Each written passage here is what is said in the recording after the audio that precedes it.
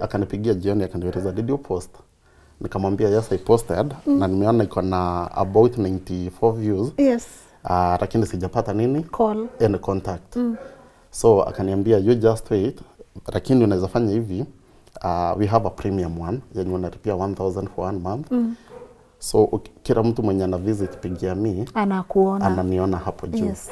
So back then I was so broke by the way. Sikuwa na anything. Nikamwambia nitapost. Tukifanya nini? We were given a token of 10,000 each and every intern per month. So nikaona end month imebakisha about 2 weeks. So nikaona naweza ngoja end month ifike. When I get the 10,000 nitafanya nini? Nitaweka hiyo 1,000. So hakuniambia anything, akaniambia ni sawa. The following day nikiamka nikapata amenitumia 1,100. Wacha mpaka ya kutoa. Mpaka ya kutoa. Here's the thing, many women, actually many people would not look at an intern twice. They'll be like, huyu acha pia ya pambane afike penye mimi nimefika. Are you happy you believed in him? Actually I am. For sure, I didn't know we'll get here. I didn't know. Because now even when we started dating, ni ile tu nasema let's see where it goes. But we were so comfortable with each other. Remember, tulikuwa hata tumefika level ya kuombana pesa. We are friends. Hata we are not dating.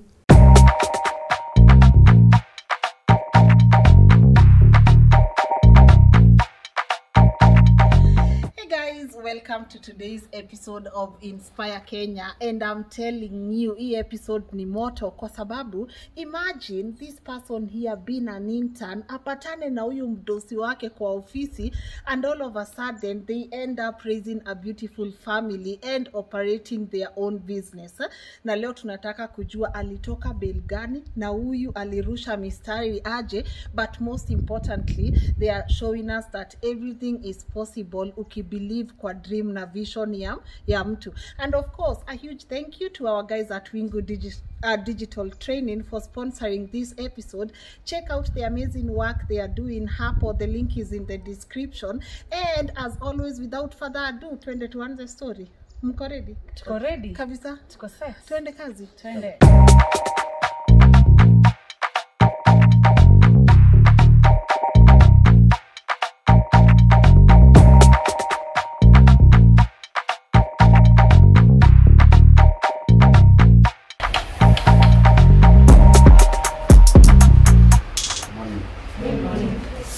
Hi. My name is Samar Mbugua Kerenga. Kerenga is my mom. I'm a father of 2. Yeah.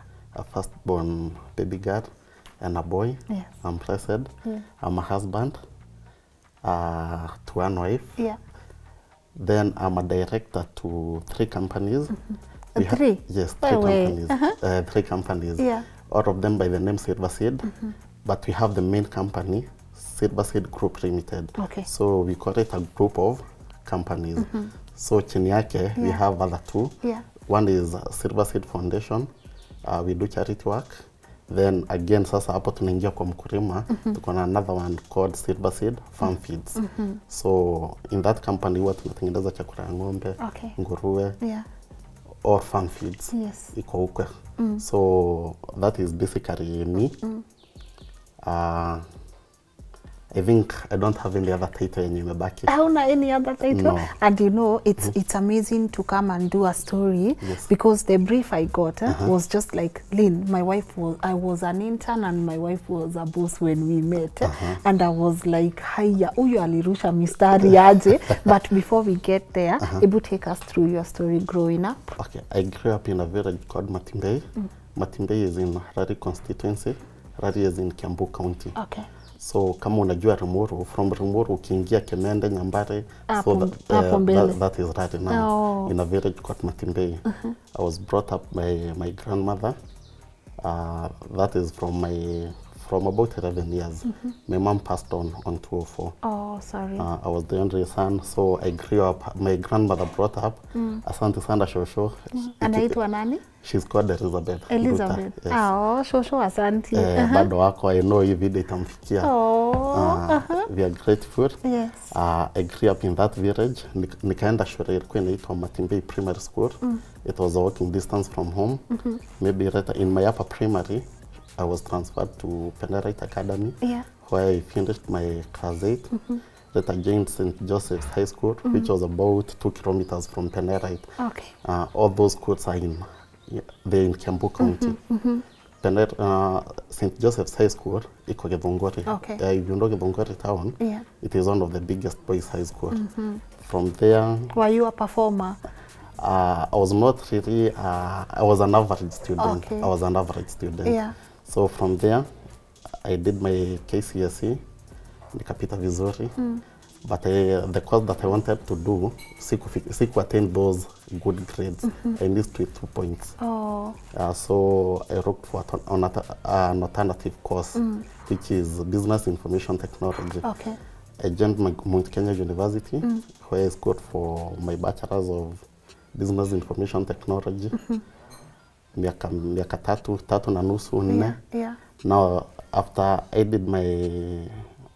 graduated, I had to look for an intern. Sasa hapo ndio nikazunguka few companies. Rita nikapata Urithi Housing. Oh. Urithi Housing used to deal with properties and housing. Okay. So nikaingia huko kama intern. How old were you? I was 20 years, Okay. 21 years. Yeah. Nikaingia kama intern wa IT. The company was good. Yeah. Everyone was so friendly. Nikafanya kazi. My first boss wa IT alikuwa anaitwa George Gethoi. A very good guy. He is still my good friend. Yes. Up to date. Nikiwa huko, that is when I realized, apart from IT, the other businesses that someone can do. Unajua, you look at your bosses, unaona ameingia na gari kubwa. Ameingia na gari kubwa, unashangaa if the boss anaenda na here. No, the marketers or the sales people. Yeah. Unamwona ameingia na Premium, Outlander. Unashangaa nao kama this is the sales person. What about the direct?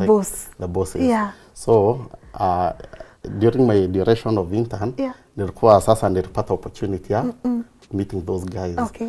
Unaona mwingine anaingia na Prado V8. Ai, V8 baba. V8 baba, unachangamka, unashangaa. Hizo gari unajua si mingi, hazionekani, haziko zinaonekana sana back then. So I started thinking in the back of my mind, what if someone can do this maybe in a different way. But you see, you're so naive, haujui mambo venye, you don't know unaona that this is after school. Ni sawa, haujui venye huko nje kuko, how you can start a company. Then you see kuna back in 2015 watu walikuwa wanakuanua maneno ya mashamba sana. So ulikuwa unasikia unaweza anza biashara ya mashamba, unafanya nini? Unaogopa. So I was very naive, but again I was admiring my bosses. Your bosses. Yes. Now in my course of intern, nikiwa the second month. Yeah, second month. Okay. I stayed there for 3 months as an intern. I met this lady by the name Ferista, who is currently my wife. Na venye tulipatana, okay, we didn't have an IT office in Urithi. So what we used to do, unaona boardroom after the meeting, sasa mimi na George tulikuwa tunatumia boardroom kama nini, kama ofisi yetu. So kuingia ilikuwa on a Monday morning after the Monday's meeting ya sales people. I met this lady by the name Ferista. So tukaongea, nikamsalimia. Actually she was my first friend apart now from George and some few other people I had known. She was the first close friend. Oh, close. Mwenye nilijua tukiwa wapi? Tukiwa Urithi. So after kujuana for 2-3 weeks akaniambia, no, instead of sitting here doing nothing ukingoja computers ziharibike, there is something I can show you. Nikamuuliza gani? Akaniambia, we have something called digital marketing. Okay. You can post online, sell your properties online, na as well unaweza pata client ukiwa umekaa wapi? Kwa ofisi. Now it was so easy for me since nilikuwa wapi on the side of IT, so nilikuwa very familiar. So she just needed to give me the site, nifungue accounts and post. Wow. So the first day kuniambia, I didn't take much interest on it. Nikapuuza. The second day akanipata, akaniuliza did you post? Nikamwambia no, but nimefungua one account. Akaniambia ni sawa, kama umefungua, we can start with that one account, upost few properties, then from there we see how the response will be. Yes.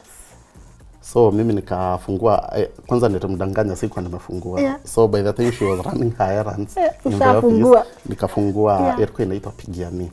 I don't Pigiami. know. Pigiami. Nikafungua one account. She shared the information. Then nikaona instead of stressing her kunitumia na WhatsApp, Yes. I logged in our website, Yeah. Already Housing back then. Yeah. So nikatoa information ya few projects, una copy, una paste, una copy, una post, nikaweka email address, my phone number, and that is how it started. Now, akanipigia jioni akaniuliza, did you post? Nikamwambia yes, I posted, na nimeona iko na about 94 views. Yes. Lakini sijapata nini? Call. Any contact. So akaniambia you just wait, lakini unaweza fanya hivi, we have a premium one yenye unalipia 1000 for 1 month. So kila mtu mwenye ana visit Pigiami anakuona, ananiona hapo juu. Yes. So back then I was so broke, by the way, sikuwa na anything. Nikamwambia nitapost, tukifanya nini? We were given a token of 10,000 each and every intern per month. So nikaona end month imebakisha about 2 weeks. So nikaona naweza ngoja end month ifike, when I get the 10,000 nitafanya nini? Nitaweka hiyo 1,000. So hakuniambia anything, akaniambia ni sawa. The following day nikiamka nikapata amenitumia 1,100. Wacha mpaka ya kutoa. Mpaka ya kutoa. So akaniambia make sure hiyo pesa nimekutumia, make sure umelipia nini? Umelipia hiyo premium. Umelipia hiyo premium. So ulifeel aje? No, I was very excited. Uchatumiwa dona before na madem? Hapana, actually that was the first M-Pesa from Radio. Okay. So nikachukua M-Pesa. Yes. Nikaenda kwa ofisi. I used to try on the wifi ya ofisi, so nilingoja niingia. Nikafanya nini? Nikaripia. So kuripia, that came out, ikatoka kwa akili yangu. Then we had another office that we were networking at Embu. So tukatoka huku, hiyo wiki nilikuwa busy, hatukuonana. Later in the day, no, after now that week I was very busy. Yes. So on Saturday, tulikuwa tunaongea kidogo, ananiambia kwa kazi. She was working as a sales person, so walikuwa naenda activations sana. On that Saturday, we met, akaniuliza, did you post? Nikamwambia yes, I posted. Naona reviews ziko mingi. Nimeona kuna watu wamechukua namba yangu, though sijapata kwa yote. So nikangoja. That day, actually she bought supper in one of the hotels in Thika. Tukaachana, mtu akaenda kwake.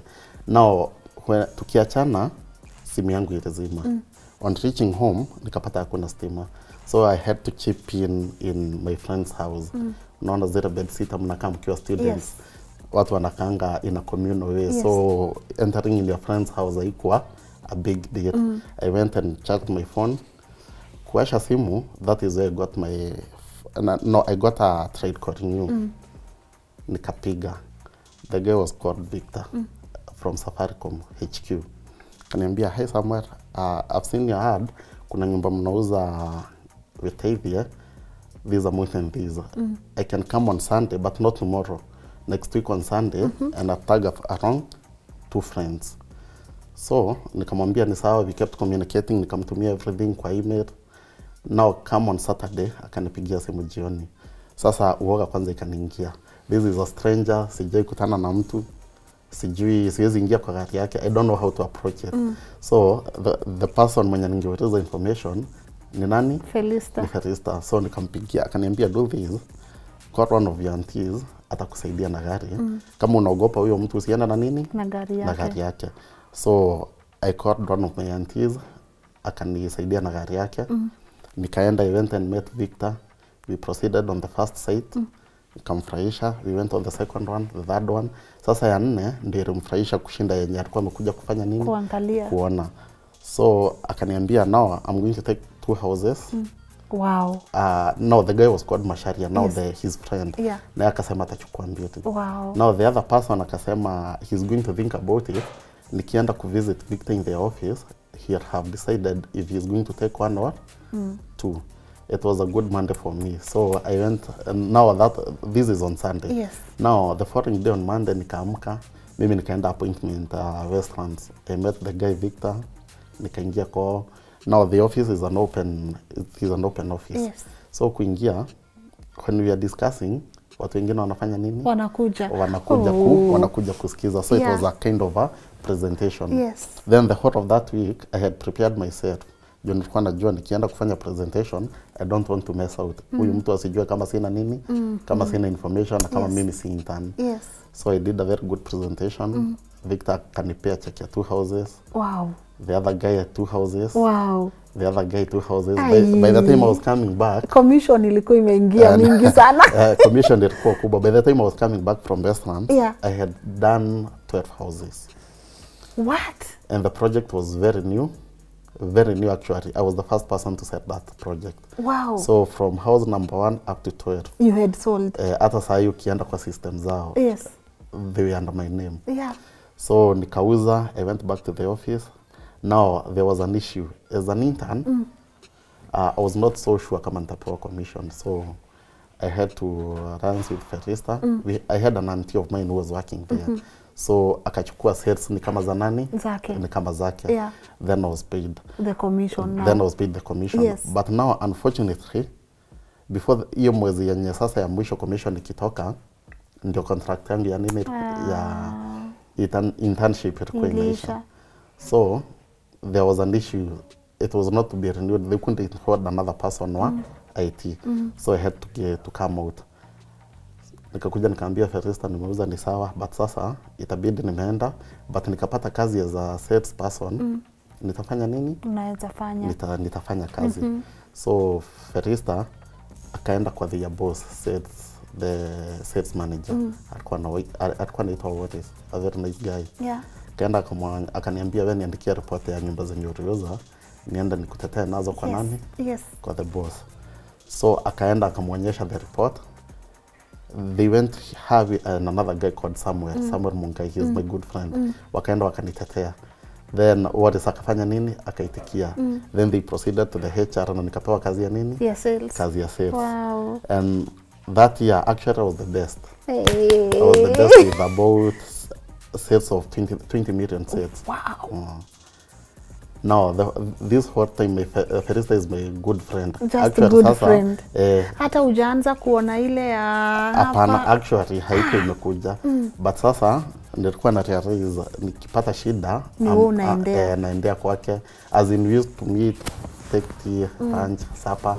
Mtu anaenda kwake, hiyo maneno inaisha. So we stayed as friends for about 1 year.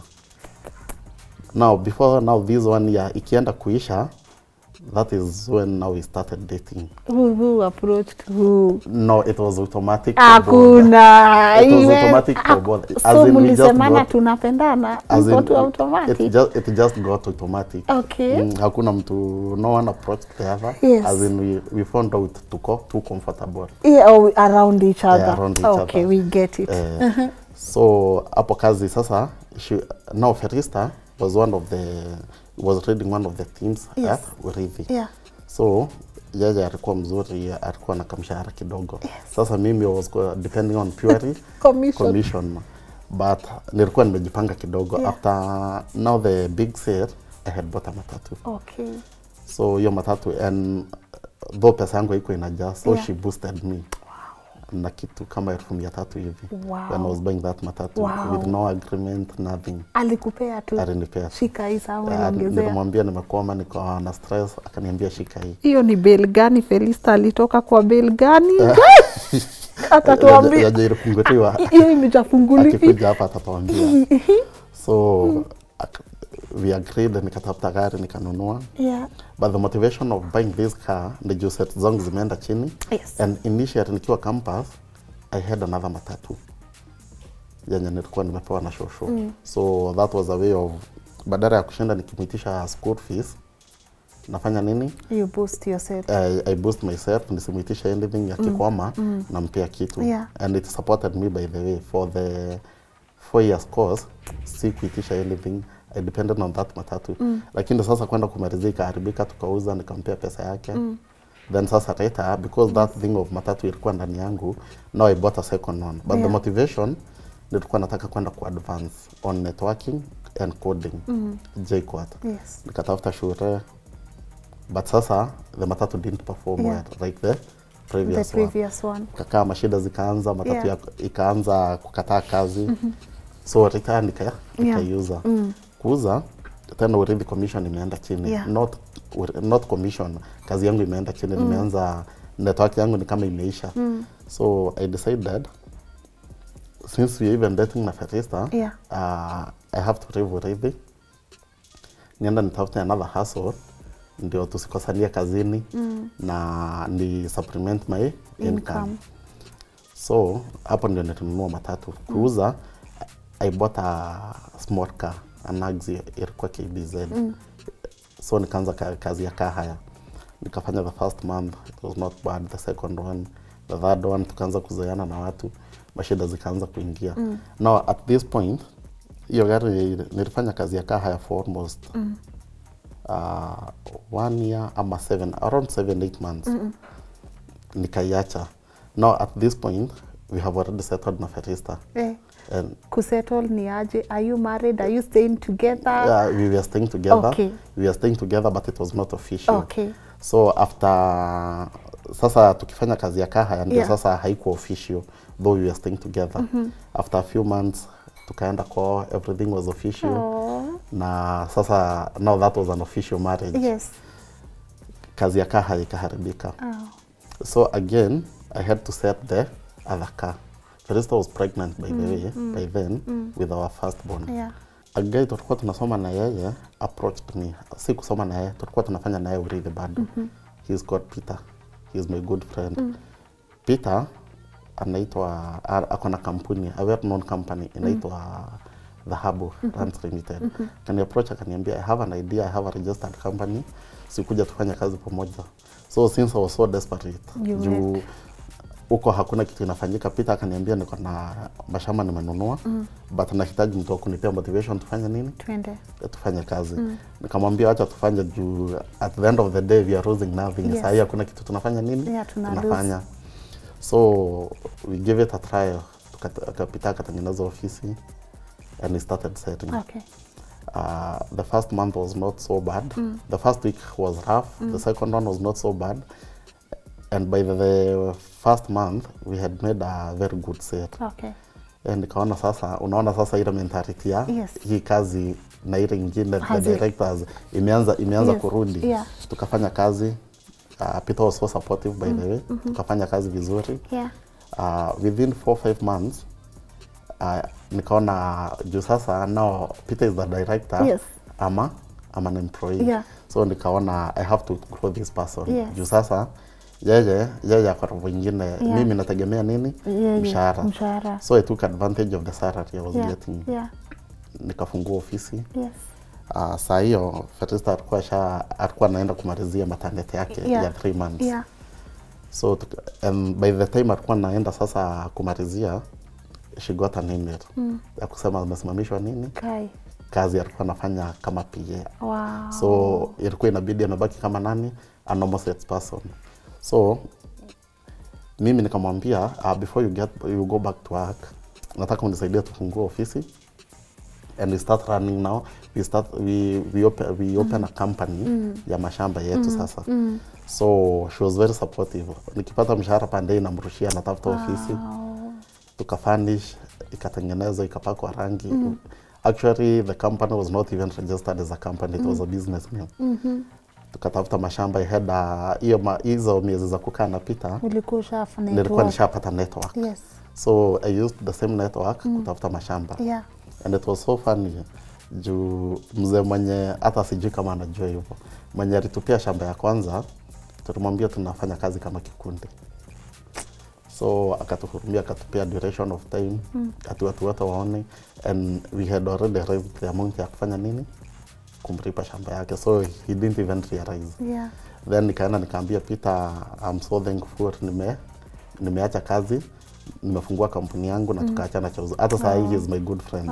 Good. So kutoka hapo, that is now how we got the first company. Inaitwa Gradco Properties.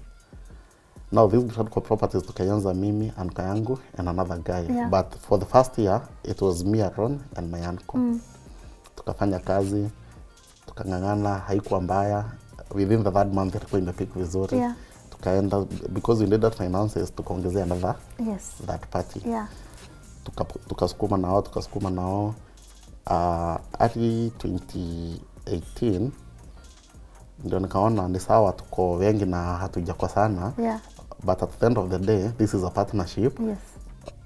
Mtu anahitaji kitu yake yake peke yake. So tukaregister Silver Seed. Wow. I was still working there. Nikaregister Silver Seed. Tukatafuta ofisi. There is a guy alikuwa my neighbor. So akaniambia just unaona venye mkipaka gari jioni huwa mnaongea na mtu. Niko na ofisi na ingine Nairobi na hii ya Thika nimeitengeneza na hakuna kitu nafanyia.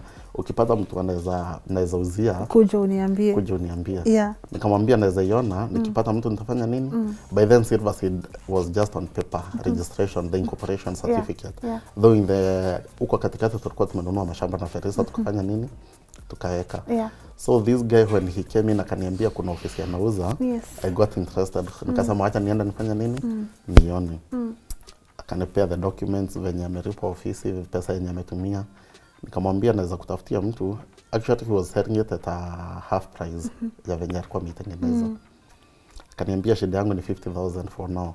So ukipata mtu unaweza fanya nini? Anaweza kuja anipe 50,000. From there achukue ofisi hizo zingine tuandikiane. Nikamwambia ni sawa. When I went there nikaona ofisi ikanifurahisha sana lakini sikumwambia. Nikamwambia wewe niachie funguo, I can bring in some other person. Waone later in the day. Nikapigia Ferista nikamwambia wewe jitayarishe. Kuna mahali nataka nifanya nini? Nikupeleke. So when we went there, she was not so sure kama hivyo venye tunataka kuanzia another company kama ndio tunataka. So tukaenda akaona ofisi. Tukasikia bei kwanza tukarudi nyuma kidogo, it was 27,000. We were a bit skeptical na hiyo bei. But again nikakaa chini nikamwonyesha for us to have another office kama hii ama hii nyingine ya Gradco Properties inatuhitaji around 600,000 and it is hard to raise. So I think the easiest option ni kuchukua hii. Then discuss with Kamande tufanye nini? Venye tutakuwa tunamlipa. Ferista akaitikia. Nikamwambia sasa you know I'm in Gradco Properties. Sasa ofisi ndio hiyo, tafuta mtu wa branding. Mashamba ziko, anzia nini? Anzia kazi. Now the company is registered under my name and hers. So it is a joint venture. It's a joint venture. Akaingia, akaanza kazi. Nilikuwa na mpea directives za matu sana because I'm busy on the other side. So I was directing her on what to do on the other side. Kampuni ikakuwa mzuri, ikaanza kupik. And it listed for about 1.5 years. Kama bado niko wapi? Uko Gradco. Kama niko huku. So we reached a point kila mtu anataka kujisimamisha. So naye my uncle alikuwa amejipanga na akafungua nini? Yake. So the person who mwenye hakuwa na kampuni ni the other guy anaitwa Peter. So tukakaa chini we discussed the modalities. Peter akabaki, uncle akaenda na mimi nikafanya nini? Nikatoka nikakuja Silver Seed. Though I was the uncle toka wa kwanza, mimi nikapush for another like 1 year. Right now currently I'm in the process of exiting. It is a good company, hakuna shida yoyote, just that it reaches a point where you have to where you have to be I know what you mean. And work around. So nikaita Peter tukaongea tukamaliza kila kitu. Now here we are kwa Silver Seed. Ati sasa this is here we have the entire community.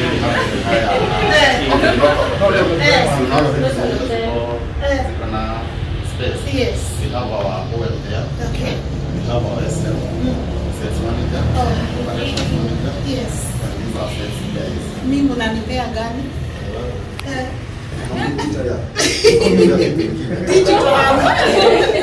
I am ready.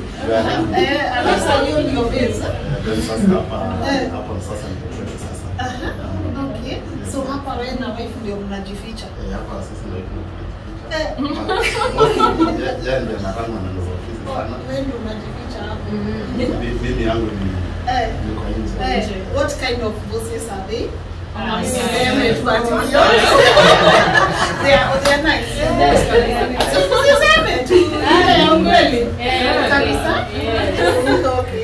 What was it about Felista How? Like ni nini uliona ukasema huyu ndio mimi nakaa na yeye? Now, what happened, Yeah. and I missed the point, Yeah.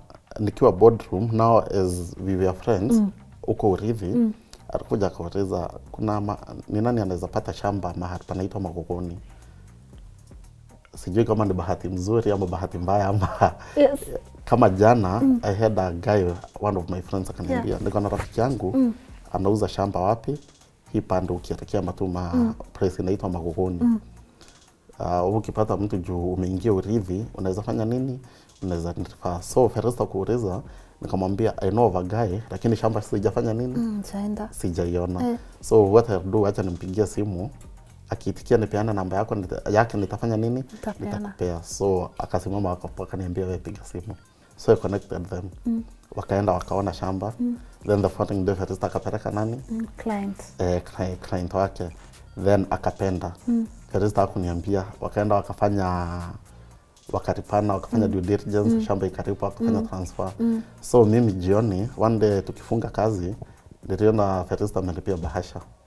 Kaniambia this is your commission. Hata sikuwa nakumbuka, nikamuuliza commission ya nini. So hapa sasa ndio nilianza kuona and there is something this ready. Wow. Just sasa I have not been following up on the business. But the honesty, amenipata hadi kwa ofisi. Juu hata baadaye venye nilipigia Mathi aliniambia pesa yako imekufikia? Nikamwambia imenifikia, lakini akaniuliza ngapi? Nikamwambia 50,000. Akaniambia nilikuwa kila mtu amepata nini? 50,000, we are 4 of us. So kama imekufikia, hiyo ni sawa na utatafutie network tena. Wow. So bond yetu ikafanya nini? Ikakuwa cemented. Ikakuwa cemented. So she's very honest. Very honest, very honest. Hapo siwezi danganya. So unaona you got it right. So hapo sikupotea hata kidogo. Sikupotea. Haukupotea. Are you grateful?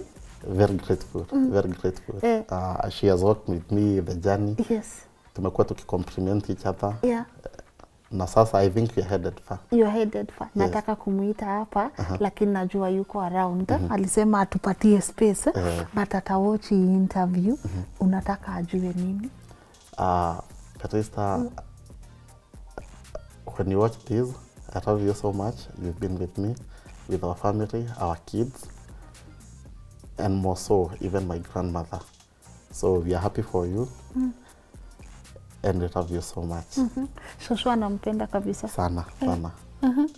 Okay. Sana. They are good friends. They are good friends.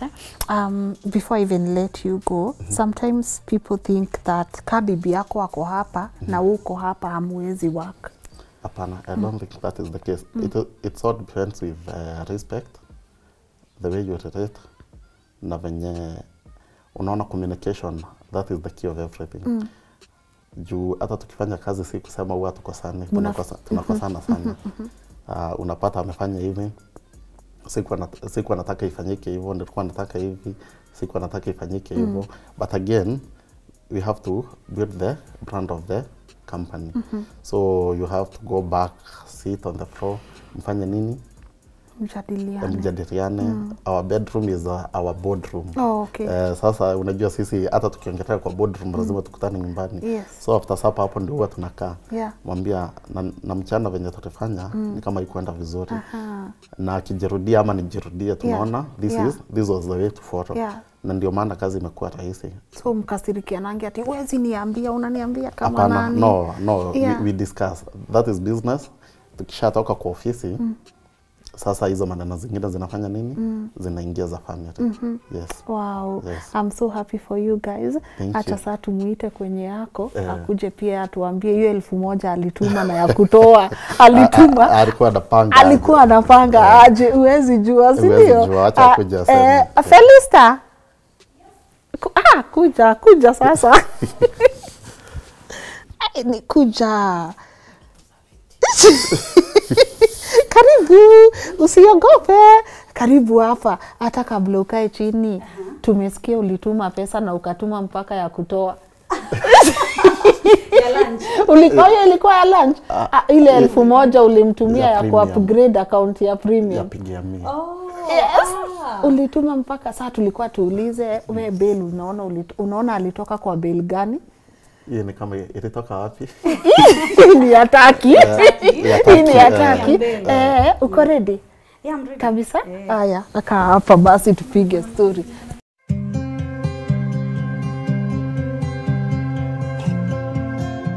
For those of you who have been following us for a while, you know how I feel about growth and self-motivation. You always need to seize the opportunity and learn beyond your current capabilities.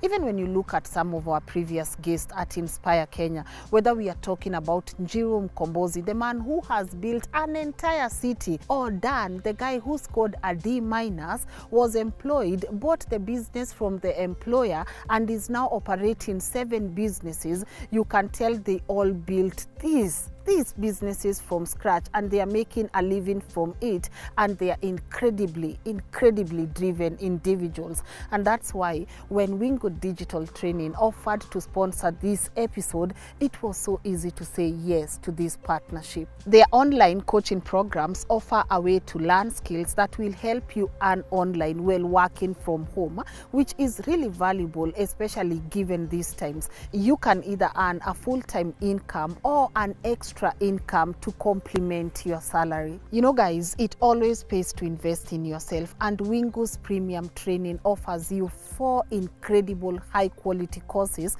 That is professional article writing, data entry, transcription plus captioning, and affiliate marketing and SEO training. Their courses are designed to fully equip you with the skills you need to consistently make money online, and they are tailor-made to fit the Kenyan market. And now, if you want to learn more about Wingwood Digital Training and making money online, sign up to their free webinar training. The links are in the description. Please enroll and start your journey to successfully making money online. Bye.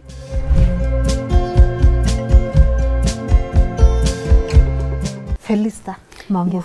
Poa sana Lynn. Sasa tutaendelea hapo kwa bill, lakini lazima utatuambia hiyo bill ilitoka wapi. But sasa hebu kwanza, hebu take us through your story. Okay. Ndio kabla tukuje mmemeet na B. All right. Yeah. I'm Felista Wangoi. Yeah. A lady from Murang'a County. I'm a mom, I'm a wife, I'm a director. Yeah. I'm a very enthusiastic marketer. Very enthusiastic. Yeah. I have been a marketer for 8 years now. Kwa hivyo sahi, Lynn, I can even sell that food to you. Uza. I can. Uniuzie? Yes. Nimeiva? Yes. Nikuambia vile hiyo quality iko sawa. Okay. Like basically I think I can sell anything. I've been in many industries, but in real estate I feel I'm at home. At home. Yeah. Because I've done this for 6 years now. Real estate industry. Wow. Siwezi enda mahali pengine. You love it? I love it. Yeah, I can. It is Even the best. when you talk, someone can feel it. Yeah. Wow. So that is slightly about me. So now. Tell us a bit of you growing up, the kind of environment you grew up in. Okay. Like I said, I'm from Murang'a County. Yeah. And I grew up just like any other normal kid. I went to school and went to a very good high school, a national school. Yeah. Then I joined KCA University. I took up marketing, BCom marketing. I'm proud to say, by the way, you know, these days, so many people hawafanyi ile kazi ambayo walisomea. Good. I am very proud kusema, ile 4 years nilienda shule, I'm practicing what I learned. Oh, yeah. Because right now, sales people ndio wengi pale nje. Yes. Mtu ni daktari, lakini sahi ni salesperson. Kwa nini kazi zilikosa? Ama pia hii kazi yangu ni mzuri. Yes. So I'm very, very happy with my journey, vile nafanya ile kitu ambayo nilisoma. So after KCA nilifanya another course. It's an international course, chartered course, inaitwa CIM. A very good course also. Ina open mtu, inakuonesha the broad perspective ya business pia worldwide. Na naweza sema in my management journey, because even in my work journey I've been in different management positions. That course has really helped me. So from school nikaanza job.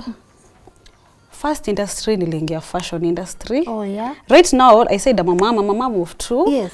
But you look so good. Thank you. Yeah. Mngeniona hapo mbele nilikuwa 1GB. Oh. Mbogo wa Ujoke anasema Ujoke anasema nilikuwa 0.5 GB before we met. Anasema hiko imefika GB. Yeah. So I was very small, so I used to be a model. So nilianza kwa hiyo fashion industry, Yes. ku model kiasi, ku hustle nikiwa college, then nikaanza I worked with a cloth line iko Yaya for an year or two. Yes. Nikauza manguo high end, ikanipatia connections sana. Ikanipatia connections and I got another job in town. I was doing insurance. Nayo insurance. Anyways. Ilikuwa ngumu. I used to live in Ruiru. Na wacha nikuambia sasa unakaa mtaao. Of course traffic. Kwanza mimi with time, those days I was poor. Nilikuwa napoa nini. Unajua ilikuwa sasa kuna ile accountability Siku ya meeting mimi nilikuwa nachelewa daily for 2 years. Yes. Mimi hata manager tu alikuwa ameshakubali Felista ni atakuwa anatubaia breakfast. Yeah. Why? Ni lazima Late achelewe. Lakini sikupenda, ni place natoka. Yeah. Nilikuwa nakaa Ruiru, Kimbo mahali uko ndani. Sasa sina nini, nimeluzile job ingine unfairly. I've not been paid by the way for some time. I've been modeling for this cloth line.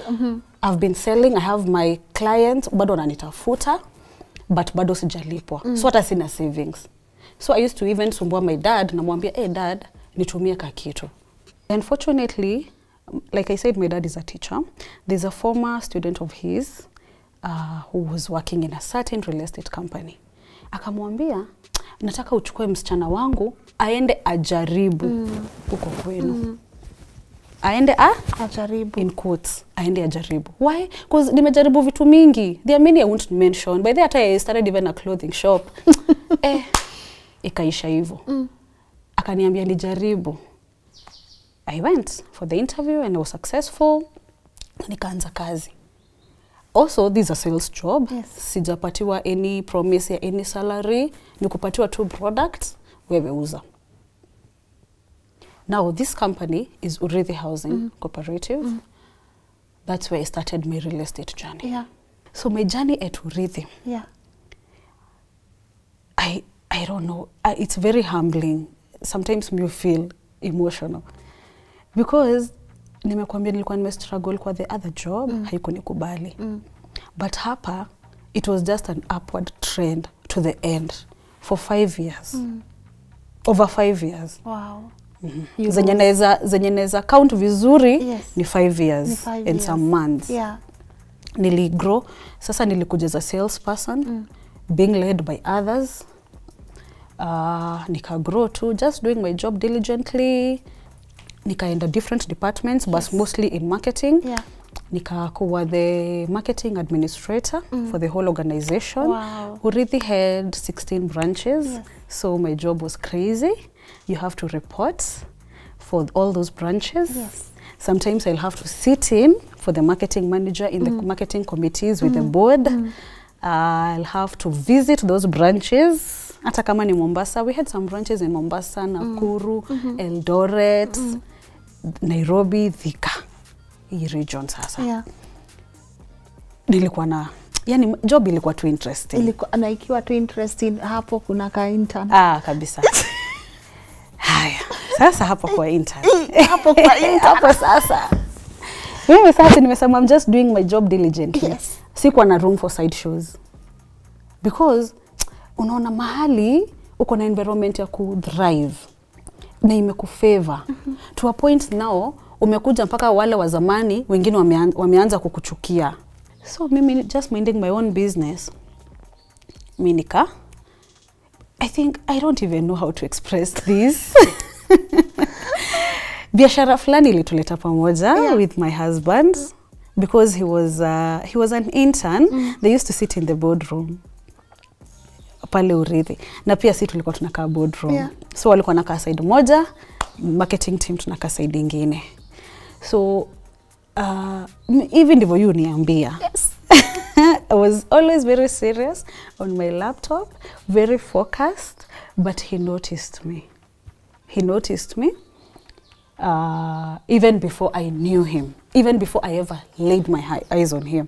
Juu unasikia I'm just minding my own business, plus tuko uko nje sana, hapa hivi tunakuja meetings, and if you need to do a few follow-ups ama to meet a few clients. So mimi nikiwa tu kwa laptop yangu, maybe with my headphones, I won't notice who is passing. And him, he never used to sit at the boardroom. He used to sit in a certain office. So this one day, I go to the project office, that's where he used to sit, and I meet my friend, mwenye alikuwa kwa hiyo office, tukaanza chit chat.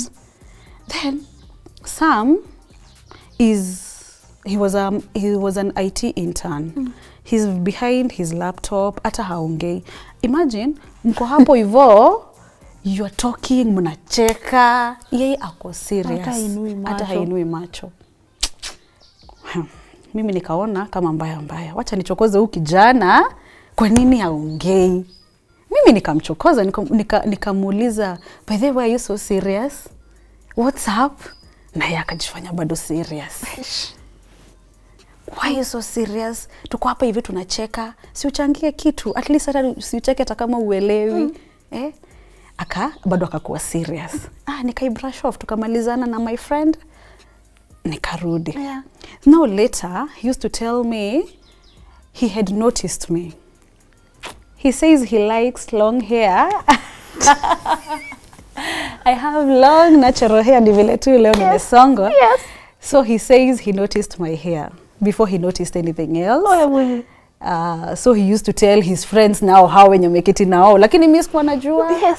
To be honest, mimi sikuwa nimemwona in any other light. Oh yeah, yes. Boy child. Nilimchokoza tu because nilishindwa mbona haongei. Lakini alikuwa shaona nywele. Ni kama. Oh my god. Na akastop hapo. Yes. But sasa sijui, akikuja hapa atatuambia. Kama labda alikuwa na intimidated. Yeah, why? Because like I mentioned, nilikuwa nimepick, nimekuwa top in sales. Tukiwa pale kwa meeting anasikia, imesemekana Philista alikuwa number 1, ama alikuwa number 2 kwa sales. And we're talking in terms of targets zetu zilikuwa in terms of millions. There's a time I think I did 10M in a month alone.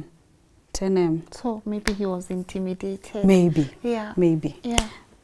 Then by that time nilikuwa nimeshaingia leadership kidogo.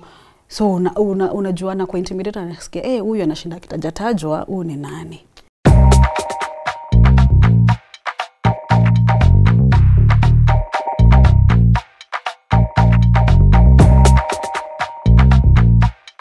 So kuna biashara fulani, it brought us together. Yes.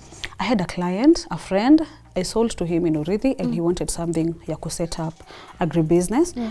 So nikakam tu blindly and asked in the boardroom, nani akona shamba mahali fulani? By the way, it used to be illegal to sell properties za huko nje. Yeah. Lakini me I had already seen this money na staki iende.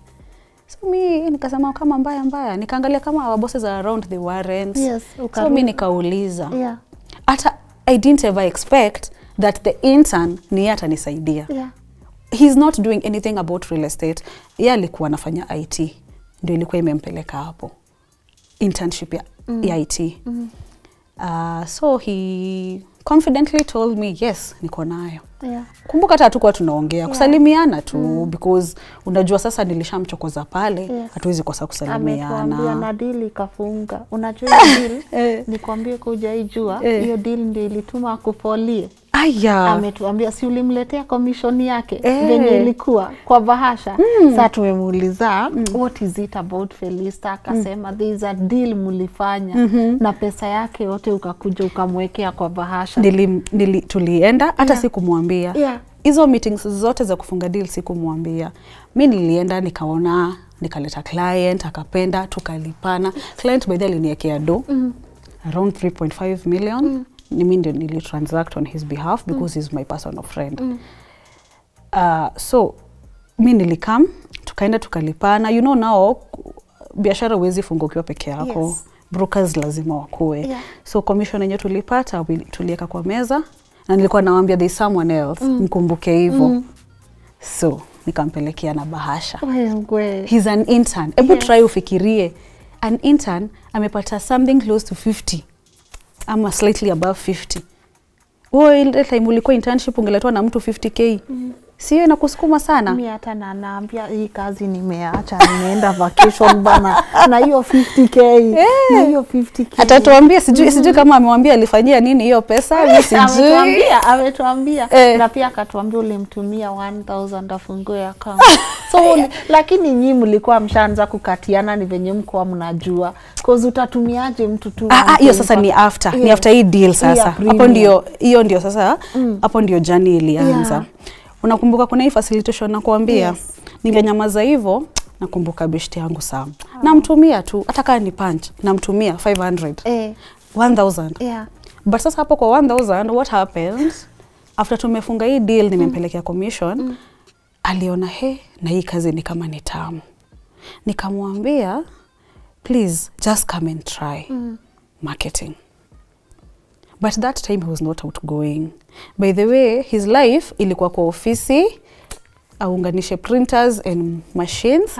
Akitoka hapo, alikuwa mtu wa movie, arudi kwa nyumba, watch movie. He was not so outgoing. Ni nini ilikuwa attract kwake?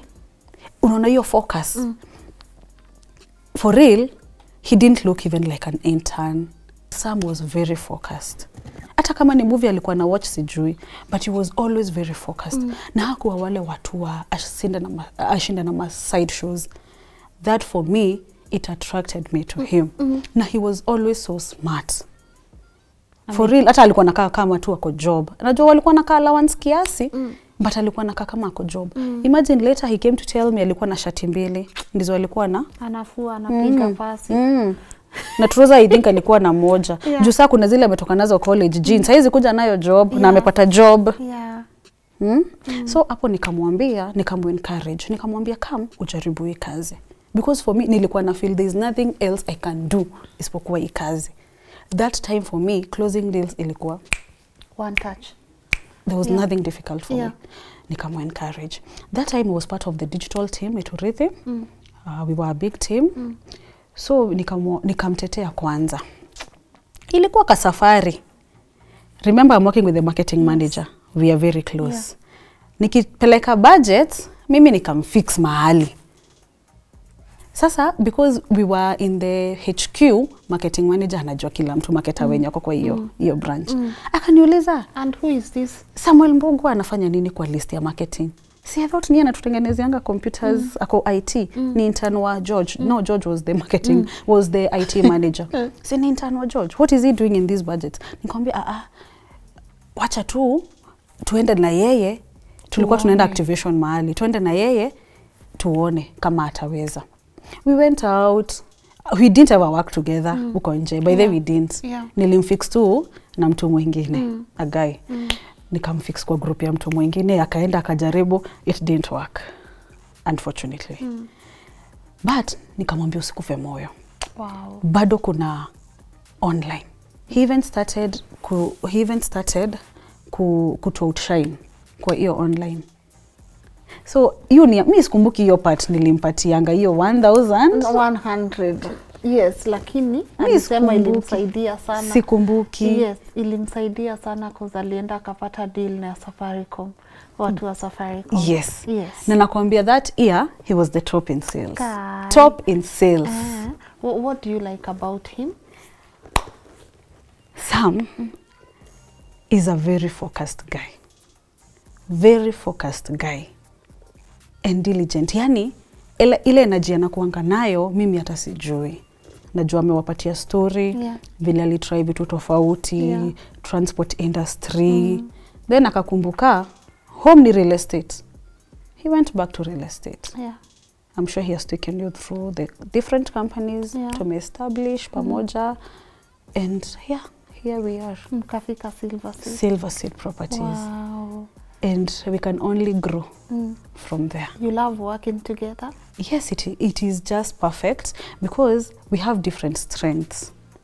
Nimekuambia alikuja akani outshine. He grew in a way that by the even some of his relatives who uliza what happened to this guy. He was a very quiet guy, a guy who could not talk in front of many people because he was just polite and hana maneno mob. This is now the guy ni anaunganisha connections. Sometimes si ukuwa na shamba, it needs 5 million, we only have 2, but he will just work a miracle. He never sees impossibility. Wow. Yani every time for him, possibility. That's a possibility. possibility. Every time. That's an opportunity. That is one thing I like about him. Do you guys argue? Definitely we do. Because any healthy relationship, you must disagree. Especially now working together, sometimes mtakuwa na different perspectives. Yeah. Maybe nitakuwa naona hivi, atakuwa naona hivi. And at the end of the day, you have to come to a compromise. Can you imagine we usually have board meetings? We don't hold them here at home. No. In the office. Na tunafunga. Then we have a meeting. Ama hata kama ni kwa hoteli mahali tukikunywa chai. And I take minutes. I'm still the secretary of the, of the meeting. Yeah. So, yes. So you have hizo disagreements. Pia personal haziwezi kosa. But ile love, the love that brings us together, it wins at the end of the day. It wins at the end of the day. You're happy you believed in him because here's the thing, many women, actually many people would not look at an intern twice. They'll be like, huyu acha pia ya pambane afike penye mimi nimefika. Are you happy you believed in him? Actually, I am. For sure, I didn't know we'll get here. I didn't know. Because now even when we started dating, ni ile tu nasema, let's see where it goes. But we were so comfortable with each other. Remember, tulikuwa hata tumefika level ya kuombana pesa. We are friends. Hata we are not dating, tukiwa friends. We were that comfortable with each other. That's why ilikuja tu ikajileta yenyewe. You're comfortable with this person. I always advise people, my friends, no, watu wana date 3 months, una move on to the next. What are you doing? You're wasting time. You're supposed to date your friend. Sam was my friend for over an year before tuone tunaweza date. Akikuja hapa atawaambia, sidhani alinikatia. Mi sidhani ataniambia kama alinikatia. Ilikuwa tu natural. Yeah, it just came to be. And we were comfortable with each other. After dating for some time, settle officially. Yeah. And all the businesses tumefanya, tunazifanya pamoja. We work together. To a point that some people used to think, hizo masiku now, walikuwa na feel, ni kama maybe na mcontrol. Juu tuko pamoja. Tuko pamoja. Kama hatuko job, tuko mahali, tukikunywa chai, tuko pamoja. People even used to take photos of us. Remember nimesema, our dating was away from the office. Watu hawakuwa wanajua. Watu hawakuwa wanajua. So maybe mtu atapata, ametupiga picha ameenda, office politics, ni lazima zikuwe. Fulani na fulani wanapatikana mahali, fulani wanakunywa chai sana. Those things. But we were very comfortable with each other. So the person I have seen grow, the growth is tremendous. It's tremendous growth. Because the person who used to be laid back, easily irritated by people. Okay, not irritated, intimidated by things, is no longer that person. Right now, he's the one who makes things happen. People even fall back on him. Even older relatives, they fall back on him to make things happen. Wow. So Silva said, yes, we are working together. Yeah. But I feel kama hatungekuwa na yeye, hatungekuwa mahali tuko. Hatungekuwa mahali tuko. And before we wind up, ata watch hii, ungetaka ajue nini kwa ile kamera? Sam, I love you so much. And I totally love the man that you have become. And thank you for the support and everything. That you give myself and the kids and the office. We are grateful, and let us see where life takes us from here. Yes. Yeah. Amen. Hey, Belly Ataki and Silva Seed. How can people find you? All right. Yeah. Silva Seed, we are online. Yes. We have a website, www.silvaseedgroupltd.co.ke. We also have a Facebook page, Silva Seed Properties. Yeah. We also have an Instagram page, Silva_seed group. You can find us on IG, Pia YouTube channel iko upcoming. Yeah. Na phone number. Oh, sorry. You can also call us on 0711 082 223 0711 082 223. Yes. Alternatively 0706 642 649. And I'm happy. I'm wishing you guys the best. Thank you. Hey, najua like mi usema kama it's from God, it flows. Yeah. It flows. So me at least you're instilling hope. People can still see you can make it with your partner. Si lazima ugoje uende udate MD. Hata huyo intern jaribu kumwangalia mara 2 3 uone kama kuna potential. Sure. And tuende tukisonga. So my people, I hope this episode inspires you. I hope you guys, you get to check out what Silver Seed Properties they are all about. And if anything, mi nataka kujua leo story mmelan nini. Mi nimelan kuna beli ya taki, nimelan unaweza tumia mtu pesa na ya kutoa, nimelan we jaribu wase, especially the women, huyo intern mwenye unapita hapo, that might be who you end up with. So acha tu tujaribu kufanya nini, kuangalia watu mara ya pili. And of course, thank you so much to the amazing team at Wingood Digital Training for sponsoring this episode. Check the amazing work they are doing. The link is in the description. And to my editor and camera person, the legendary Edwin Ochieng. Asante sana Ed kwa kushoot hii episode, and our amazing editor Yukabeth Mukami for compiling this show and making sure it reaches right to you on time. Watu wangu, mi nawapenda sana. Na tuone hii safari itatupeleka wapi. Sawa? Bye bye. Bye.